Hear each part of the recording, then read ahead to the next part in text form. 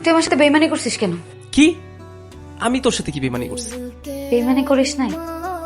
তুই আমাকে রেখে এখন অন্য মেয়েকে বিয়ে করতেছিস, এটা বেইমানি না? আমি তোকে বিয়ে করবো এটা আমি কবে বলছি? মানে এমন কমিটমেন্ট আমি তোকে কবে দিছি? দেশ নাই, কিন্তু তুই তো জানতি আমি তোকে ভালোবাসি। মোটেও না, আমি কখনোই জানতাম না যে তুই আমার ভালোবাসিস।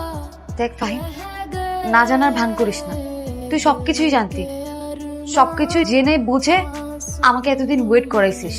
কখনো না, তুই আমার বন্ধু, অনেক ভালো বন্ধু। আমি কোনোদিন তোর সাথে বিয়ে করে সংসার করব এরকম কিছুই হয়নি। ফাহিম, তুই প্লিজ বিয়েটা ভেঙে দে, তারপর তুই আমাকে বিয়ে কর। আরে না, অসম্ভব, এটা হয় নাকি? কেন সম্ভব না?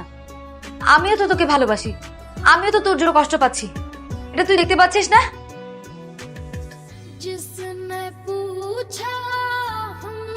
আমি কোনোদিন একবারের জন্য বুঝিনি তুই আমার প্রতি এত সিরিয়াস।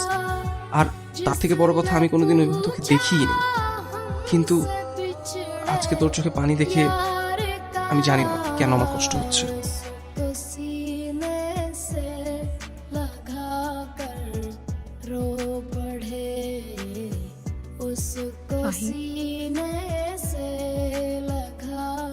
আরে বর্ষা, তুমি অবস্থায় কিছু হয়েছে? কিছু হওয়ার কথা ছিল নাকি তুমি চাচ্ছ কিছু হোক? তুমি এইভাবে কথা বলতেছো কেন? কি হয়েছে?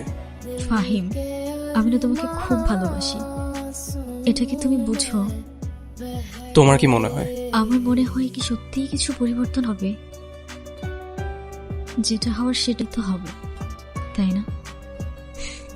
তুমি এটা কি বলতেছো? দেখো বর্ষা, আমি তোমাকে ভালো। ফাহিম, আমি তোমাকে একবার জড়িয়ে ধরি,